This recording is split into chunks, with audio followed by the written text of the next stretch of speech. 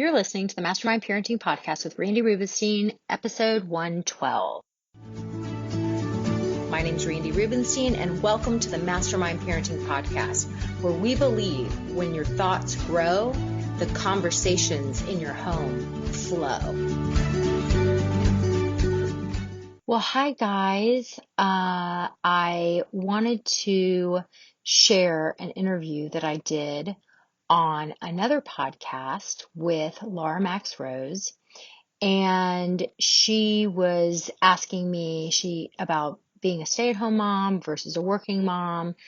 As a mom herself with two little girls, she's gone back and forth between being full-time stay-at-home, full-time working, and if you're listening to this episode in real time, with all things COVID and mandatory shelter in place directives from our government, you may be finding yourself a full-time working mom who's also staying at home.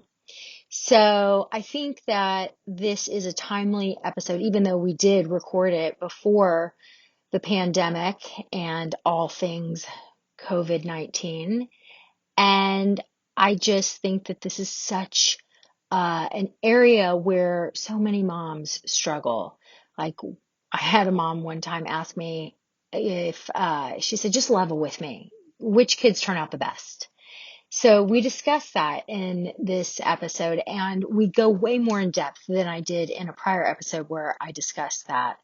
And so I'm hoping that this will help you in terms of what your decisions are, where you find yourself right now, and most importantly, to help you really relieve yourself of any guilt you have as a stay-at-home mom or a working mom or a full-time working mom who's also staying at home with her kids now, because you may feel like there's never enough time, you're not doing a great job at either task. And I just find that when you feel so mired down in that guilt, that's the most exhausting thing. Like, we're so capable of so much and we can accomplish so much. But when we have those ruminating thoughts making us feel guilty, making us feel like we're sort of sucking at everything, that's where the real exhaustion comes from. So you're doing amazing. You've got this. We're going to hopefully relieve some of those swirling thoughts if you feel like I'm speaking to you. And I just want to celebrate you in whatever choice that you make in terms of being a stay-at-home mom or a working mom. So, hope this is helpful. You have a podcast on stay-at-home versus working moms. This has been personally for me, I would say 80% of the agony of my first year of being a mother was caused by this question, which is better because I had a working mom and it was super important to me to be more present for my child. And I ended up swinging the pendulum like way in the other direction, into a situation that just didn't really work for me. And I was unhappy and I felt guilty all the time. And then with my second, I had more of resource. I had a larger home, a larger space. I was more comfortable. She was a very easy baby, if you will. It was easier to just be at home in the beginning. And I sort of interpreted that as, okay, like I can be a stay-at-home mom now. And again, as she began to get older, I realized, I do need something else to put my energy into, or I start to lose my mind a little bit. I'm still always finding my rhythm around this, but you do have a podcast episode where you answer the question, which one is better? And you even say, like, all my friends don't kill me for what I'm about to say, but I didn't listen to it because I want you to share that with us now. I'm like, what did I say in it? You don't even remember. I mean, I don't even remember what my podcast is pretty unscripted. And I love that. Yeah, it I sounds think that's a great message, by the way, because you have like over 100 episodes, and so many people ask me about like how do I start a podcast? And I'm like, seriously, just start, like, use your voice notes on your phone and find some theme music on Audio Jingle and like just put it together and do it. Well, I don't know about this and I don't know that. And it's like, just start. It doesn't have to be scripted. But I guess if you were to answer the question organically now, you can have a whole new, I bet it'll match your last answer. Probably. I have one of the women on my team, Lindsay, and she has created our content library in our community where she goes through like all my coaching calls and she literally like pulls out clips so that we can kind of organize it by subject matter. So sometimes she'll say something to me and I'm like, oh, I love the way you just said that. She's like, I'm an expert. I've been listening to 2.5 years of coaching calls, creating a content library. Those were words from your mouth. I'm like, I said that? She's like, yeah, that one. I was like, does that make me obnoxious, egocentric? Sometimes I read my own Instagram captions, like old, and I'm like, what? Like I came up with that? Or Really? like I said that? Or I'll write something. Yeah, anyway. Well, I did it. I'll tell you, my book. Yeah, you're writing a book. It hasn't been released yet. No, I have a book out. I'm just starting to write that nice framework that I just taught on the last episode is going to be my next book, which it turns out is sort of a prequel to the book that I already wrote called The Parent Gap. So no, I have had a book You've already out. published The Parent Gap. Yeah, The Parent Gap's been out since like 2017. So I've been retroactively listening to your podcast. So I was listening to one saying it was coming out soon. That's why. Yeah, it's been out for a while. So wait, so what was the point? So the working mom and stay-at-home mom. Okay, so Yeah. I think that it's interesting. I had a mom and she was exactly where you are. Yeah. And she was, fortunate enough to a mother you were working with. Yeah. Not your own. Okay. Yeah. Who was fortunate, a mom in my community. She was fortunate enough to have the luxury to choose. Okay. Because a lot of people aren't like, they're like, oh, must be nice. And she's like, just level with me. Like, which kids turn out better? Oh, and I'm dying to hear this. And I said, the kids that turn out the best are the ones that have the mothers that are living their best, truest life.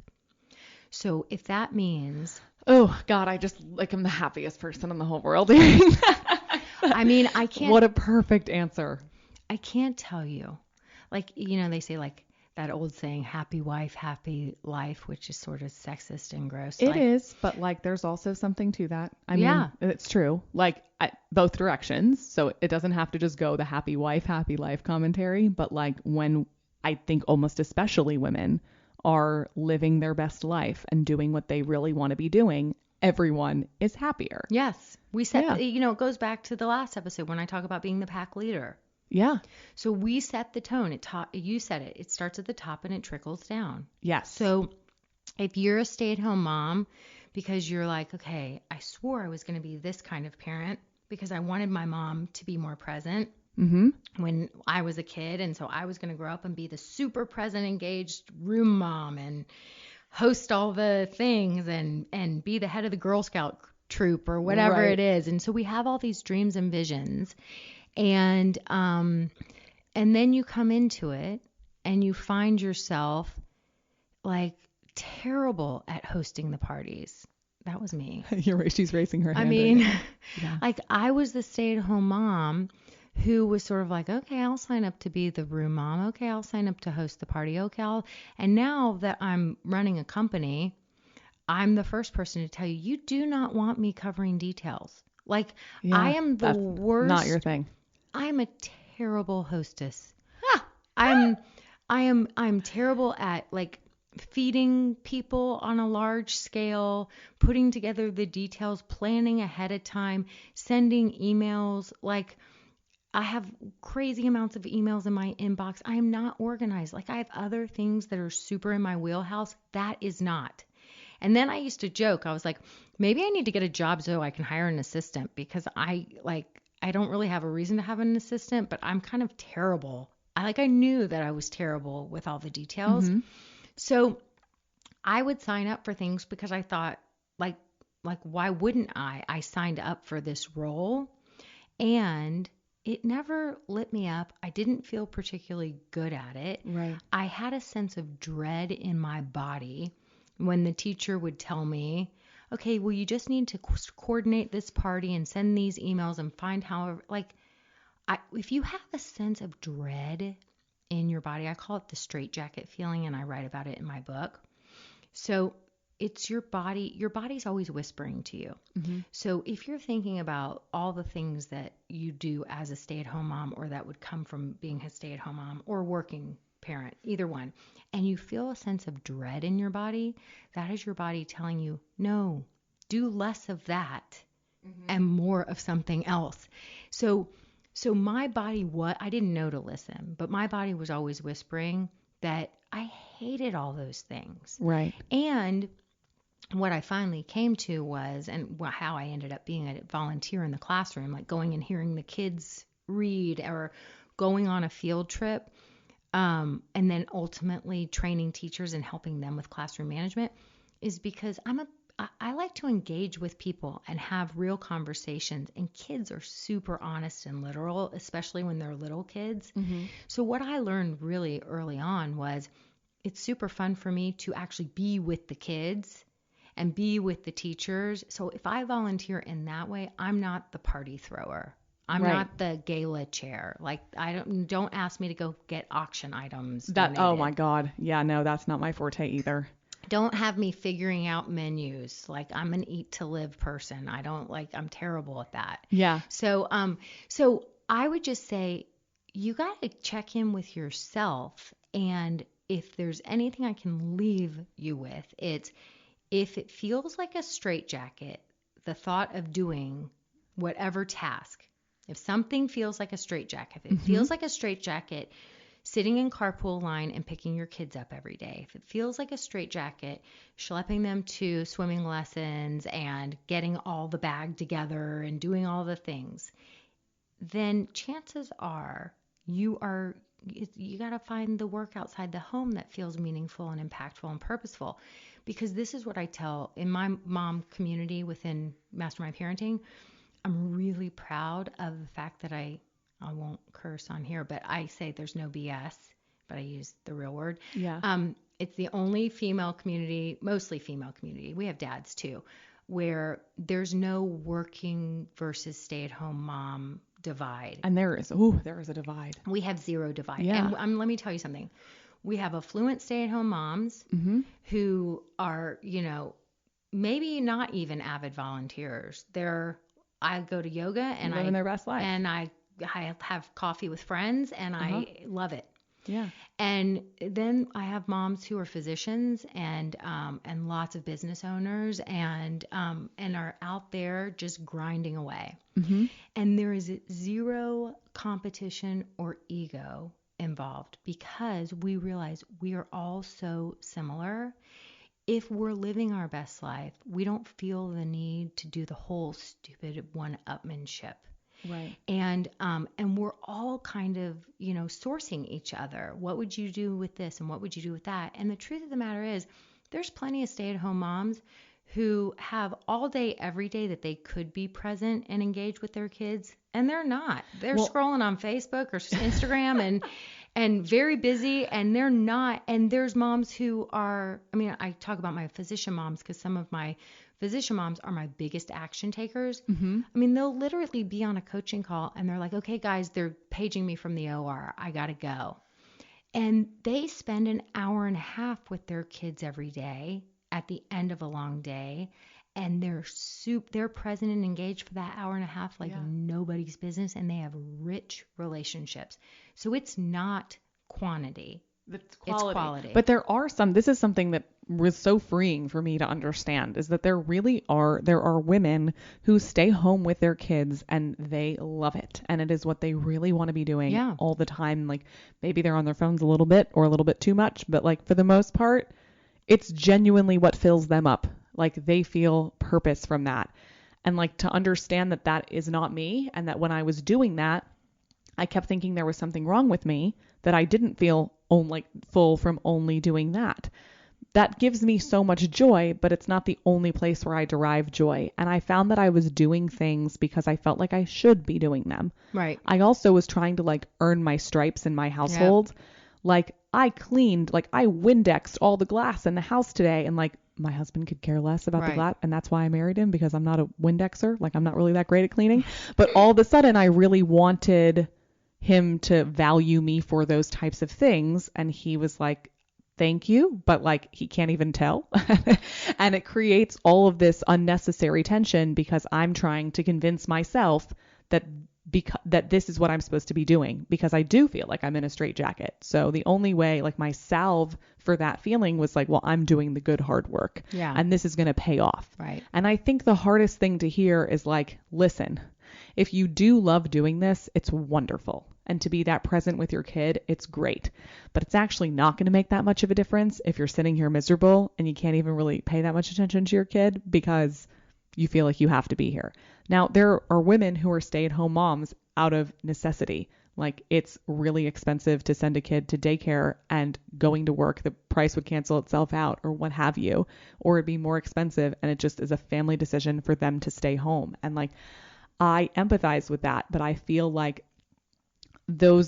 there are these communities probably of stay-at-home moms that kind of convinces women that like that's where they're supposed to be, or like that's the only option. And I think you can be in that situation and still know that it's not, like there's more around, there's more on the other side of the rainbow. Like your kids are going to get older, they're going to start school, and it's okay that you don't find all of your happiness doing this. And Right. I think even just that knowledge, like even if you don't have the option to go out and go back to work again, if that's what would make you happy, just knowing like it's okay if this doesn't completely fill you up. I think it's just self-worth, you know? I think it's having this conversation of why do I need to be defined by what I do, Right. right? Like, can we just feel valuable for being a human being instead of feeling like we need to be a human doing? Yeah, there's so much of that in motherhood. Like that Yeah. affluent mom who's doing yoga and shopping and having fun with her friends all day, like she's just as valuable as the one who's at home who's like scraping away and Right. doing all this stuff. Like we just have to be here and like do our best, and we're not judged ultimately by how much we do. And Well, there's such a misconception, I think, around that that's making so many of us really unhappy. well, I think it's when we're true to ourselves, when we if we like I have a really good friend who I have a couple really good friends, and it's like they're happy in their lives, and they don't want it to be complicated. They don't aspire to work outside the home. Like I have this one, my bestie, like we just love each other so much, and she Mm-hmm. moved away for 10 years and then she moved back, so it's just like a honeymoon all the time. And and we're so lucky to have each other because So it's just that sweet. unconditional friendship. And she'll say to me, when we first started becoming, our girls are now 18, but we became friends when they were 3. So we've been good friends for 15 years. Um, and so we were stay-at-home moms for 5 years before she moved away. And we would drop the girls at preschool and we would go walk and we would talk a million times a day, and and we loved each other. And then she moved away and now she's back, and like I'm doing some stuff. Uh-huh. And she'll say, ugh, what have you done? Recorded 4 podcast episodes today, made dinner for your family, blah, blah, blah. Like she'll do this like little beating up thing. And I'm like, whoa, whoa, whoa, whoa. She moved back here. She's a 93-year-old father in a wheelchair. Mm-hmm. She goes to lunch with him 3 times a week. Wow. She is this kind of nucleus of her entire, she's got 2 brothers. Her mom passed away when she was young. She's an amazing mother to her children. She is just this like this beautiful human who takes care of people. When you're having a conversation with her, she would never look over your shoulder to see if anybody better was walking up. She is present. She's like just a beautiful human. I'm like, you are not allowed to undermine the work you are doing in the world. Yeah. You moved back here. Do you know that you were making your dad's last years here on earth so precious? Like, you have prioritized him like I haven't seen very many daughters ever do. Yeah. I can't say that I would be you, you know, like, and so don't act like me recording some podcast episodes and, you know, doing X, Y, and Z. It trumps what you're doing. No, I kind of hear that. I hear Right. that I get that feedback from people a lot that I do a lot, but I'm like, I really honestly call me selfish, but I do all that stuff because it makes me happier. Right. And that's the only reason why I'm doing it. And I'm not doing it to prove a point to anybody. I'm doing it so I can stay sane. Like, I need to have a creative outlet. And I also know that when I was sitting at home and I was cleaning all day, like, all my creative energy was going into that. It's kind of like creative to organize stuff. Yeah. And by the time I was done, I like didn't have any juice left for the stuff that I really loved. So I think it's just like figuring out, we put so much pressure on ourselves to just be doing everything all at once. And especially with social media, there's just this added pressure. Well, yeah, I call it the compare and despair. Yeah. That's when she was going. I was like, no, this is not happening on my watch. Right. There's no compare and despair. Yeah. Here, like, you're not doing that. That's not who we are. You're living an amazing life. I'm living an amazing life. We get to enjoy it through each other. It's a beautiful thing. There's no need to tear yourself down or to make yourself feel like your self-worth is defined by, you know, having some kind of impressive resume or proving to the world that you have value. Your response really perfectly answers the question of why, like, there are so many articles you could find in either direction of whether or not a stay-at-home mom or a working mom is best. And the working mom, like, everyone always feels like what they did was best if they end up having happy kids. But the reason for that is that they were happy doing what they were doing. So before I go on, I want to ask, I've got a few questions from some audience members who sent me these last night when I asked my followers if they had any questions for a parenting coach. So one of them wanted to know, what do you do when your kid is mid tantrum and can't hear you or calm down? I want to be supportive of feelings, but I also don't know how to get her to calm down enough to process. So I have a feeling this is probably like a 2 or 3 year old. I'm just going to guess, but even if it wasn't, how would you answer that question? So whenever I hear the word get, it's always an indicator that there might be more control on the scene than we tend to need realize. Like, so because you can't get anyone to do anything, right? Like, that's first and foremost. And when you try to get them to do things, it's quickly going to turn to manipulation. Okay. I'm going to go back to the last episode when I talked about the state the obvious tool. So when we go through the NICE framework, the NICE solution, okay, when we get to the I, they investigate, all behaviors communication. So when you have a child that's in meltdown mode, they're in the lowest part of their brain. They're in that state of fight or flight. They cannot hear you or think clearly. And the goal is if you can communicate effectively with the pack leadership and the empathy, it helps them to move up in their brain. Because as humans, we co-regulate with each other. So it's sort of like, you know, when somebody yawns and you yawn too. So we have mirror neurons and we can't help but like vibe off of each other. Right. Okay. So what happens when we have a kid that's out of control, we usually vibe off of them by feeling hysterical ourselves. We want to reverse that. Right. Okay. So the way we reverse it is we go through that framework. We go all behaviors, communication, Q-tip. This is not about me. This is not about me. This is not about me. And then when we move into the pack leadership and the empathy, go to the state the obvious tool, which is you just state exactly, like, your face is red, your voice is screaming, your fists are pounding on the ground. You seem really mad. Use it as an opportunity to teach them about their emotions. Well, you want to help them to move up in their brain, because anything you say to them when they're in that state of fight or flight, they can't hear you. Right. You're wasting your breath. Okay.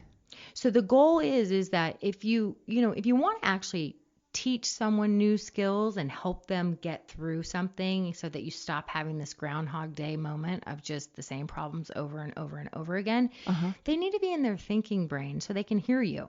Mm-hmm. Okay. So empathy is like the secret sauce that moves them up in their brain. When you like, think about when you're like super upset and you call a friend and you just start seeing red, you're pissed. Yeah. And they're like, oh, sister, I'm so glad you called. I've been there. I don't have the answers for you, but Right. you seem super upset. And I want you to know I was exactly where you are yesterday. I've got all day. You tell me, just vent, talk, tell Yeah. me, I'm here for you. So when somebody's like, I get it, I've been there too, and I'm going to hold space for you. I'm right here with you. I got all day to stay on the phone. I got nothing going on. You just vent away, sister. Sometimes it's just about giving them, like, it's not about ending the tantrum. Like, the tantrums do not last forever, and it's just about kind of being there for them. Right. So it's the same thing. So if you're in that place of you're seeing red and somebody shows up for you like that, Mm-hmm. how does it make you feel? Yeah, it makes me feel like, oh, I'm going to be okay. Supported, yeah. Yeah. Like I like, oh, I can, all right, okay. You know what? And by the end, a lot of times that person, if it's like a really skillful person, you're like, I feel so much better. And the person's like, I didn't even say anything. Yeah, they were there. They listened to you. They were just there. That's brilliant. So I love that. when we state the obvious, when our kids are in that state of fight or flight and they're going like screaming crazy meltdown, and we just state the obvious, you seem really upset, and we bring that, your face looks like this, your fists are like this. We help them to start moving up in their brain because it's like we make them aware of themselves, not in a shameful way, but just in a noticing way. Mm-hmm. And then when they start to move up in their brain, and you're just there holding space, and then you'll notice they start to whine. Okay, so now the whine, They're moving up. the tantrum becomes a whine, and then you're like, oh my gosh, wait, I can almost understand you. When your voice matches mine, I can hear you. This is important. I want to know. You were so upset. Tell me. Well, you're like, oh, okay, wait. Tell me so I can hear you. Yeah. Because this is really important. Mm-hmm. So that low and slow voice is super effective and grounding pack leadership. So I took that breath. I didn't say take a breath, because nobody, when they're out of control, nobody wants you to tell them to breathe unless you want to get punched in the face, right? Yeah, I need to remember that. So I'm guilty of that for sure. So you take a deep breath. This child who you've just drawn attention to what's going on with them, so you've empathized by stating the obvious. They're moving up in their brain. They're now whining. Mm-hmm. You take a deep breath. Their mirror neuron kicks in and they start to kind of breathe too. Mm-hmm. And then you're talking low and slow, which is super grounding. And it basically says, I'm holding space. I got you. I got all day for you. And you're like, this is super important. Tell me what was going on. Well, you're almost there. I can almost understand you. Match my voice so I can really hear you, because I can tell this is super important. Mm. And then they tell you what it is. And then you're like, you empathize. And then you just state the obvious more. Oh, so you wanted the red lollipop and the doctor gave you the green one and you were super disappointed. Ah, that's what it was. And they're like, mm-hmm. You're like, you had your hopes on the red one. Yeah. And like, yeah. And a lot of times, just like that friend who didn't give you the answers, they just help you understand how you feel. You're just like, well, you had your hopes on that red one because red's your favorite flavor. Yeah. And green kind of tastes like, ugh. I had such an interesting revelation that was around that recently. A few days ago, my oldest daughter is very, very attached to mommy. And whenever daddy comes home when she's with mommy, she gets mean to daddy. This is like not necessarily new. She's kind of always been like this. I don't want to say hi to you. I don't want to give you a hug, even before he asks. And it's always really hurt his feelings, and it's uncomfortable and annoying and frustrating that she does that. We've tried different things around it. You know, it's important to say, like, but obviously we haven't figured out what it is that's really bothering her. So the other day, and this wasn't my idea at all, my husband stopped when she was doing that. And I was kind of horrified. Like, I was just thinking, this is so unacceptable. You cannot say this stuff to him. And he stopped me before I got into that. And he said, Selma, did you think that daddy was going to take mommy away from you when he came in here? And she said, yes. I don't want mommy to leave. Hmm. And he, when he walks in the room, I give him my attention. And she obviously notices that, which I hadn't even thought of. And he goes, I'm not taking mommy. I just came in here to see both of you. Mommy's going to stay in here with you. I just wanted to say hi. And she goes, I'm sorry, Daddy. I love you very much. This has now happened 2 times in a row where she's like seen him, had that reaction, and he's stopped and said like, I'm not going to take this personally. Q-tip. Because we've been taking it personally for like 3.5 years now. So he investigated, Yeah. he Q-tipped, Yeah. and then he communicated with empathy, which is basically he said, I see your perspective here. Let me say what I think your perspective is. And it's sort of like, when you read a blog post or something and you're like, oh my gosh, is that person in my head? Right. Like you just feel like they so get it. Yeah. So he said, he guessed, and he was right.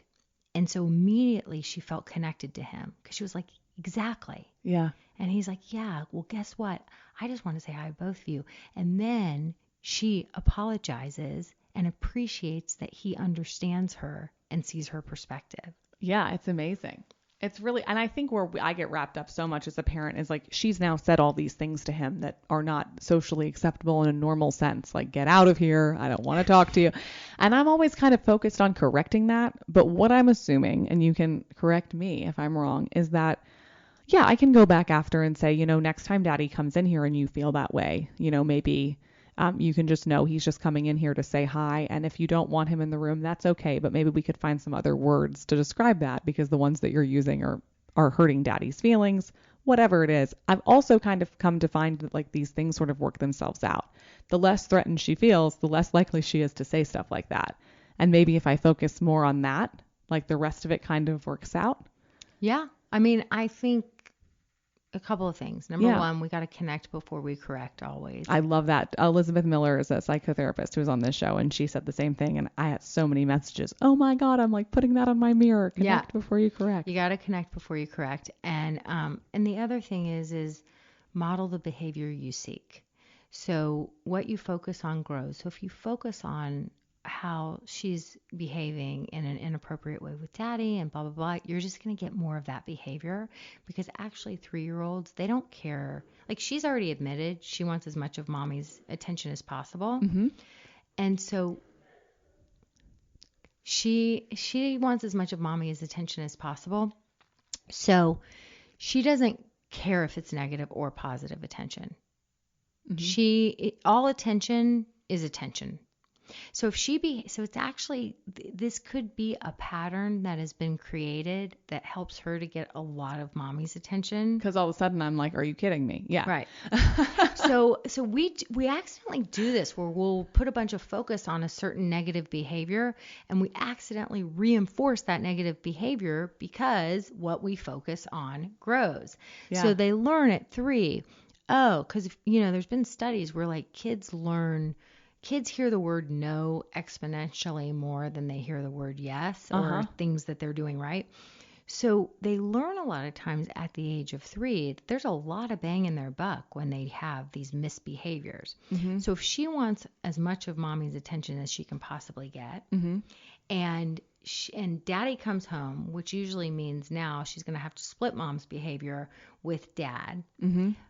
But she's learned this interesting tool for getting more of mom's attention even when Daddy gets home by just being mean to Daddy and saying all these things that are sort of mortifying to mommy. Mm-hmm. So why wouldn't she keep doing that? Right. Interesting. Yeah. So that's what she's doing. And so what I would do is when she comes home and she says those things, as much as she says those things, I would focus on your husband and disrupt the pattern by don't even put outsource the response to him. No, I would just focus the attention on him. Yeah. She's like, Get out of here. You're like, honey, I missed you. Tell me everything about your day. We were just doing, Daddy, get out of here. Okay. If you want to be in here with me and Daddy, we're going to be talking about our day. Then kind words need to happen. I'm talking to Daddy now. Would love for you to join us. Honey, tell me more. And hyper focus on him. The first couple of times you do this, she's going to have a meltdown. She's going to freak out. Okay. When she freaks out, I would ignore her as much as possible and continue your conversation with him, because we really want to disrupt this pattern. We want to disrupt the pattern of she behaves this way, we drop daddy and attend to her. Ah, yeah. So focus on him. And then as soon as she calms it down, then be like, oh, are you calmer? Well, come and join us. We would love, let's all catch up on our day together. I want to hear all about what daddy did. And I bet daddy wants to hear about what we did. I'm going to tell him about it unless you have a better way of telling him. And then it becomes the three of you. And since your husband really gets it, like he already intuitively knew to kind of do it. Yeah. I would stop giving her so much airtime with this pattern. Okay, interesting. I love these responses. So speaking of husbands, the next question that I got is a question I've had many times and I hear all the time, which is, what if my parenting style is different from my husband's, my spouse's? Okay. You do you. You do you. Yeah, totally. Love it. Go ahead. Again, we model the behavior we seek for everyone. Everyone. And no one likes control. Our kids don't like when we try to control them. Our spouses don't like when we try to control them. I also think this could be the single largest cause for marital strife in the first year after having a baby is I think for whatever reason, especially us as women, we feel very strongly that our spouses should be doing things the exact same way that we do them. Right. And it feels so terrifying that they don't want to listen to us when we give them instructions about what they should be doing. And we start to think that they're not, that somebody else would be doing it a different way, that they're not doing it the right way. We get really critical towards them. It makes the cycle continue. Well, yeah. And we get so, look, that primal part of, especially as women, we're like mama bears. Yeah, we are. We're I'm super guilty of that. Yeah. Mama bears. Mm-hmm. And what I will say is, and this is going to be a little sexist, it's but okay. Men, if you bring that primal part of the dad equation, as the cave dad, right? They're very solution oriented. Okay, so I don't think this is sexist. I just have to say that because you just said it was going to be sexist, and then I said it's okay, and I'm like, oh, I said it's okay to be sexist. That's not even what I'm saying. What I'm saying is that I don't think that this is sexist, what you're saying. I think it's so valuable because I think that men and women we are equal, but we bring things biologically, we bring different things to the table, and that's biological. Right. And if we could stop expecting to be the same, we would be so much happier. And anyway. I agree. And I think that, that since men are so kind of naturally wired as problem solvers, if you think about it, if you have a hard day, I know many women relate to this, where they'll say oh, the worst day. And your husband will be like, quit that job. Why are you doing that podcasting stuff anyway? If it's stressing you out, forget it. Right. Right. Or that's how they kind of operate. Right. Though. And you're like, I don't want to quit it. I love it. I just wanted to vent about it. Yeah. Yeah. Right. And so they're just super solution oriented. And I think I've used this story several times where my husband years and years ago, I remember hearing him from the other room. He was helping one of the kids get on their pajamas. And he was like, do you want to put your right foot or your left foot? And so he was using two positive choices, which is a tool that I teach all the time. And I'm not the only parenting person that teaches it. Yeah. It's just, you don't care whether they choose their right foot or their left foot. But it's what shoe, not do you want to put your shoes on? It's which one. Well, you don't care if they choose the red or the green bowl. You don't care if they put the right or the left foot. Right. Either one's fine. But it's super empowering, especially for 3 and 4 year olds. Yeah. And so I heard him, doing the PJs. You want to put your right foot or your left foot? And so I heard him using the tools in the other room, and he comes back in, and I'm like, I heard that bedtime went pretty smoothly over there. What was going on? He's like, I don't know. I was just doing what I've heard you say. And I was like, well, really? I was like, what made you? He was like, well, it seems like you always get out of there in half the time that it takes me. So I just figured I better just do what she's doing because it seems to work. Yeah. And so I could have tried to convince him all day long to positive choices. It's really important for their spirit, and it Right. will empower them, and blah, blah, blah, blah, blah. And it'll teach our daughters that they can have a voice and they will grow up and they will never have a boy take advantage of them because they've always had choice in the world. All these things. I could go, because I can go on that feminist soapbox and then some, or I can just freaking do it and model it. And he's like, huh, I really want to get them to bed so I can go and watch what I want to watch on my, whatever. Yeah. And so he just was like, that worked. Okay, I'm doing that. So I say, you do you. Don't try to convince. Just do it. And once you start getting results, they'll follow suit. Well, it's so freeing to hear you say that because I haven't read a book or heard anything that says that I should be doing that. Like you said, just you do you. But after a while, I kind of realized like, yeah, I'm just going to do what I want to do and I'm going to stop nagging you because it's making my life miserable.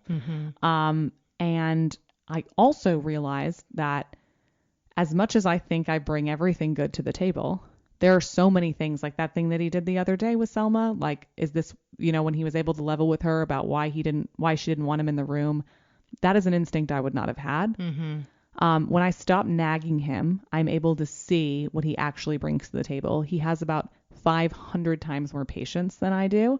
Yes, his bedtimes take like 4 hours longer than mine, but like I don't want them to take that long because I don't have time for that. He does. So I kind of see things more from that perspective. Like we're not supposed to be there. She doesn't have two Lauras as her mom. Right. She has both of us, but we do learn from each other. And I think that's really cool.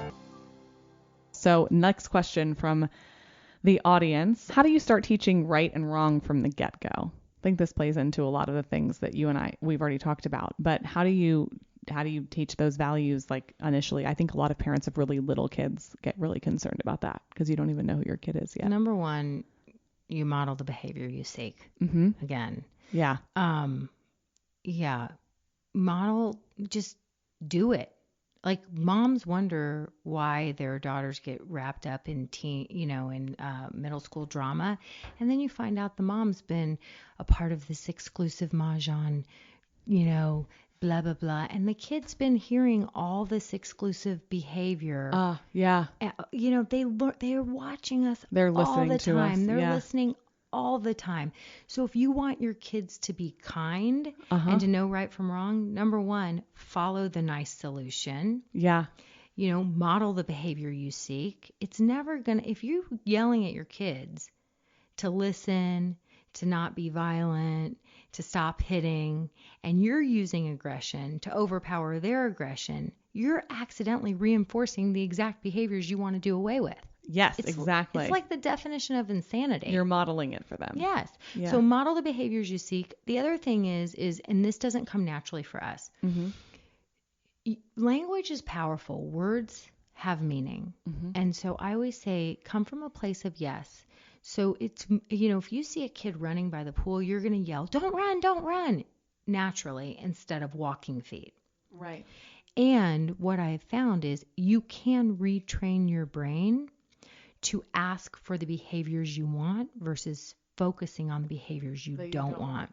Like listening ears, walking feet, gentle I love that. hands, like just get that into your vocabulary because what you focus on grows. So if you're constantly telling them what not to do, they're just going to do more of that. Yeah. And frankly, little tiny kids have trouble with contractions. So when you say like, don't run, they hear like, run. And it's like, don't think about a red car right now. Don't think about think about red car. That's so interesting. Yes. So there's a lot of science behind that, which is you retraining yourself to come from yes language and asking for the behaviors you seek. I've had two people actually come up to both of my daughters before when maybe one of them is being a little bit kind of feisty, but it's nothing I would even so much as acknowledge. And they'll say, oh, don't fight with each other. I don't think my kids ever heard the word fight come out of my mouth, but it's so interesting to see like that's where so many of us go. Right. Like she doesn't even know that that's what she's doing. Right. She's literally just like being kind of feisty with her sister. Right. And I see the wheels turn in her head when an adult says that. She's like, I could see her like, I'm fighting. And it's just, it's this new like identity almost that she takes on, that she's like fighter. She's like somebody who's doing something bad. And I totally see what you're saying. It is, yeah, like, and that's the hard part. Like, other people come up and look, this is when you mama bear and you focus on your own kids. So somebody comes up and says, don't fight. And somebody comes up and you go, you guys are two sisters that love to play. And even though we're girls, sometimes we play a little bit rough, but we're very respectful of each other. What's our word, sister? What's our word? If it gets too rough, what's the word for if it gets too rough? So you have like a code word.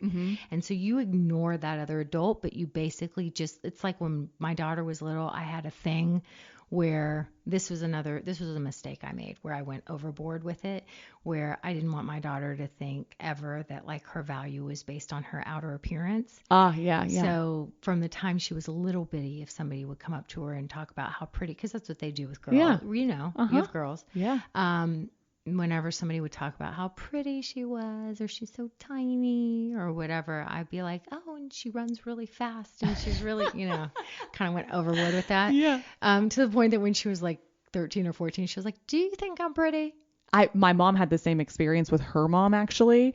Her mom would be like, she's just really smart. She didn't like people calling her daughter beautiful. And my mom ended up asking my grandmother that same question. And so I actually, where I might have other instincts otherwise, when people call my daughter beautiful, I'm like, you're so beautiful. I mean, because I heard that, growing up, that like that was not the way to handle it. But I know I have so many moms sort of tell me about telling their kids that, immediately just jumping into like, it's about inner beauty and like, just, okay, yes. Right. Like enough or like enough. And so she's like, but like, just let her enjoy the moment where like somebody's like she was like, do you think I'm pretty? And I was like, gorgeous inside and out. She's like, I know you think I'm beautiful on the inside. I'm talking about the outside. What do I look like? She was like, and I was like, I mean, isn't it sort of a given? She's like, I don't know. Yeah. And so it's been a funny conversation over the years because my husband, I love certain assessments. And so in the love languages,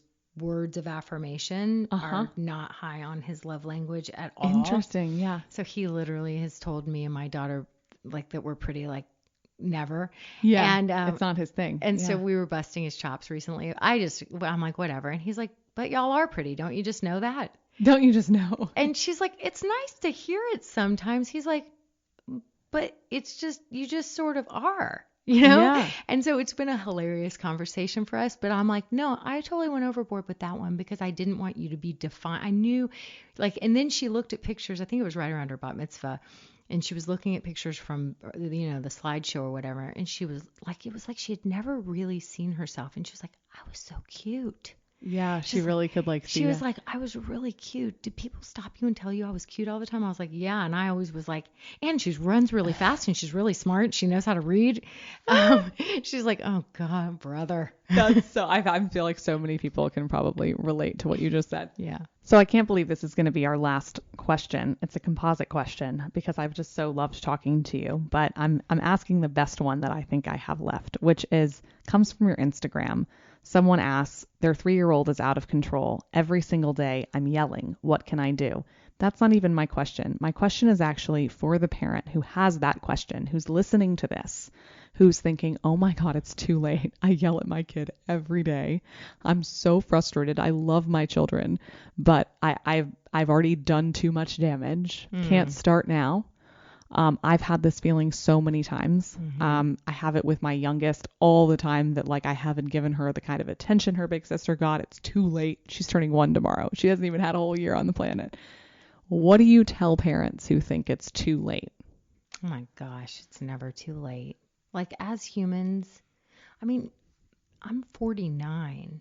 If all of a sudden... You do not look 49. Thank you. If all of a sudden somebody like in my life that I love came and was like, I want to do it differently, I'd be like, okay, it's not too late. It's not too late. It's never too late. And think about what our kids see when they watch their parents change and evolve. Yes. Instead of thinking, my parents they're never going to change. They're never going to grow. I'm stuck with this. Right. Right. How great to see, like, for kids to see us actually take an initiative to be better. Yes. It's like, if I heard somebody say that who has a 3-year-old, I hear it more with parents of teenagers. And that's a great question. What do you say to those parents with teenagers? Yeah. If you've got a 3-year-old or a 1-year-old, and I mean, I still will say, gosh, I wish, especially with my oldest son, I would have known how to attune more to him when he was a little teeny tiny baby. Mm-hmm. And then I remember, like, I didn't know what I didn't know. Yeah. You know, there's a saying, I heard Oprah Winfrey recently, she was quoting, a lot of people Do your have heard eyes this. light up?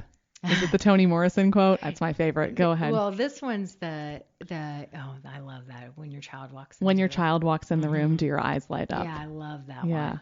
This was Maya Angelou's saying, when you know better, you do better. Yeah. And I would say, I think when you feel better, you do better. Mm. Because I know a lot of parents who think they know better, but they haven't yet realized how to feel better. So the parent that finds themselves in that triggered state, yelling a lot, I would say, you deserve compassion. You deserve to get to find the resources and the tools to feel better. Because when you feel better, you won't be the yelling parent. The yelling parent is just a sign that that you deserve to feel better, and you're in a triggered state a lot, and it's for a reason. And so, I actually was thinking about that. When you know better, you do better, because I think that there's plenty of parents like who listen to my podcast, right? Mm-hmm.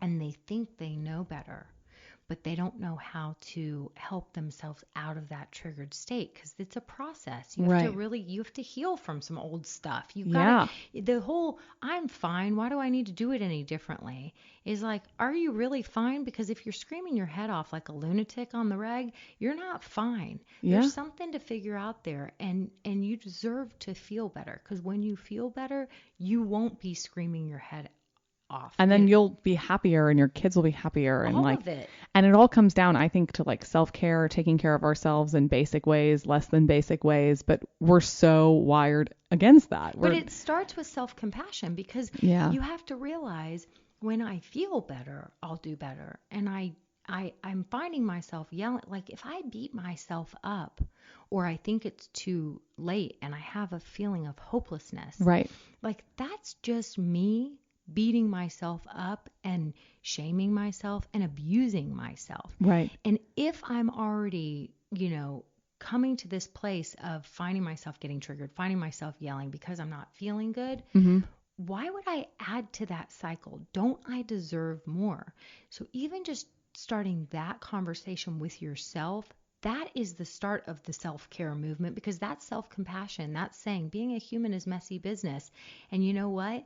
I yell because I get triggered, and I get triggered because there's some unresolved old hurt within me, and that hurt deserves to heal. And we don't talk about this stuff in our society because it sounds kind of like, it sounds woo-woo, sort of. Right. And it's like, but the truth of the matter is, every human wants to feel better. Yeah. We do. The reason why we feel like it's so weird to take care of ourselves in that way is because, like, it's more normal in society to just push it under the rug, or to act like, none of that stuff actually matters. Or closet drink. Right? I mean, I can't tell you. No, there's a lot. I mean, I'm glad you brought that up, because that is definitely the way I feel like we're starting to cope with those types of feelings, because it's become so much more socially acceptable to do so.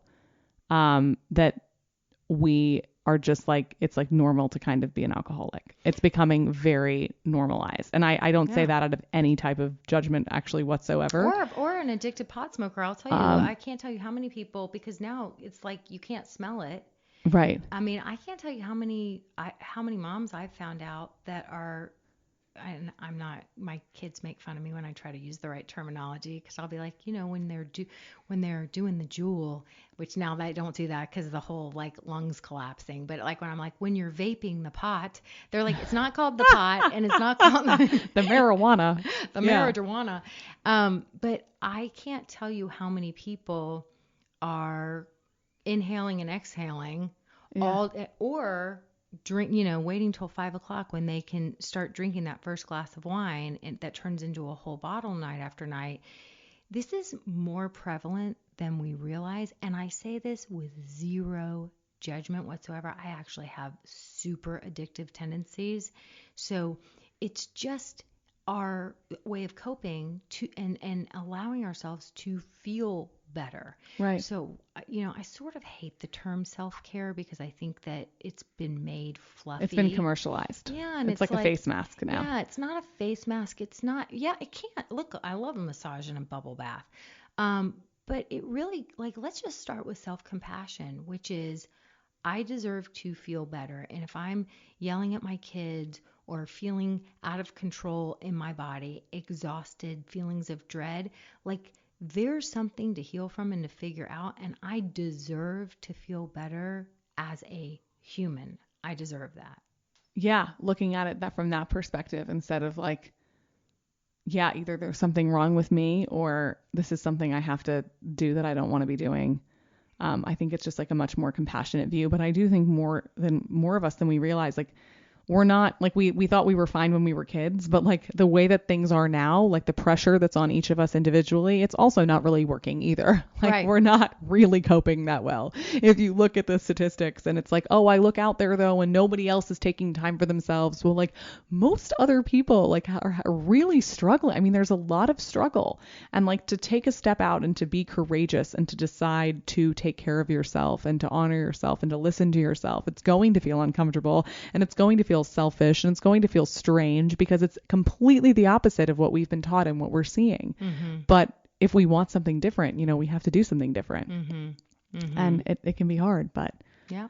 I guess it's worth it in the end. It was so wonderful talking to you, Randy. Thank you again for being on my show. Thanks for having me. And everyone, that was Randy Rubenstein. She is the founder of Mastermind Parenting, and she's a parenting coach. You can learn more about her at mastermindparenting.com and follow her on Instagram as well. Thank you for listening. Are you ready to start having productive conversations? If you've been listening to the podcast for a while and you hear me go through my 3-step productive conversation process to solve any problem, and you're thinking, how does she do that? Guess what? I made a really cool resource for you guys. I call it the problem solving one sheet. Okay, it's one sheet front and back, so, take it with a grain of salt. But it will walk you through how to have productive conversations, and you'll practice, and before you know it, you'll be having productive conversations all day, every day. It really is the solution to solve any problem. So you can download it at mastermindparenting.com/problem solving. All one word. That's mastermindparenting.com/problem solving. All one word.